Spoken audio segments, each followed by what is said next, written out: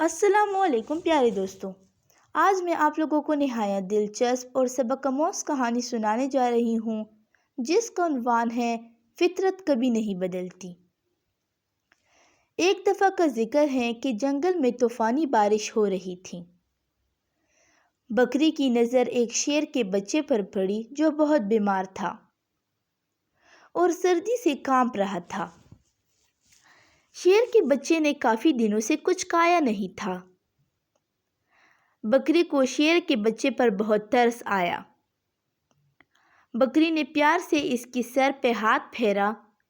بھوکے شیر نے حسرت سے بکری کی طرف دیکھا۔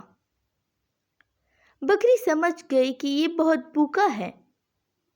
اس نے شیر کے بچے کو کھانا دیا، دودھ پلایا۔ اتنی دیر میں بارش رک گئی۔ بکری نے وہاں سے جانے کا ارادہ کیا، لیکن پھر اسے خیال آیا کہ کہیں شیر کا بچہ اکیلے مر نہ جائے۔ لہٰذا بکری اس کے پاس رک گئی۔ 2-3 دن اپنے گھر نہیں گئی بلکہ شیر کے بچے کی دیکھ بھال کرتی رہی۔ بکری کی دیکھ بھال کی بدولت شیر کا بچہ تندرست ہو گیا۔ بکری نے سوچا، اب شیر کا بچہ تندرست ہو گیا ہے، اب میں چلی جاتی ہوں۔ مگر پھر اسے بچے پر رحم آیا کہ اس کے ماں باپ تو نہ جانے کہاں ہیں۔ یہ بیچارہ اکیلے میں گھبرائے گا، کہیں شکاری کا نشانہ ہی نہ بن جائے۔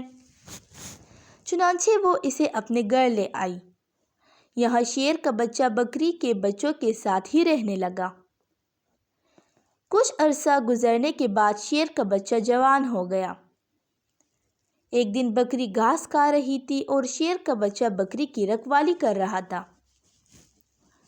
اوپر سے ایک کوا گزرا۔ اس نے دیکھا کہ بکری گھاس کھا رہی ہے اور شیر اس کے پاس بیٹھا ہے، جبکہ شیر تو بکری کو کھا جاتا ہے، مگر ایسا کچھ نہیں ہوا۔ کوا یہ ماجرا پوچھنے بکری کے پاس آیا تو شیر کوے کی طرف لپکا اور اسے اڑا دیا۔ ایک دن کوا موقع پا کر بکری کے پاس گیا اور پوچھا کہ کیا ماجرا ہے۔ بکری نے اسے سب کچھ بتایا اور کوے کو نصیحت کی کہ اگر ہو سکے تو تم بھی کسی کے ساتھ نیکی کرنا۔ کوا اپنے اندر نیکی کا جذبہ لے کر چلا گیا۔ ایک دن کوے نے دیکھا ایک چوہا ٹھنڈے پانی کے تالاب میں گرا ہوا تھا۔ چوہا باہر نکلنے کی کوشش کر رہا تھا مگر ڈوب رہا تھا۔ کوے کو بکری کی نصیحت یاد آئی۔ وہ اڑا اور اس نے اپنے پنجوں سے چوہے کو پکڑا اور پانی سے باہر نکال کر زمین پر چھوڑ دیا۔ چوہا ٹھنڈے پانی میں رہنے کی وجہ سے کانپ رہا تھا۔ کوے نے اسے اپنے پروں میں لے لیا۔ کچھ دیر گزرنے کے بعد کوے نے چوہے کو پروں سے باہر نکالا تو دیکھا چوہا ٹھیک ہو گیا ہے، مگر چوہے نے اس کے پر کاٹ دیے۔ اب کوا اڑنے کی کوشش کرتا ہے اور زمین پر گر پڑتا ہے۔ کوا اپنے آپ کو کوسنے لگا کہ اس نے چوہے کی مدد ہی کیوں کی۔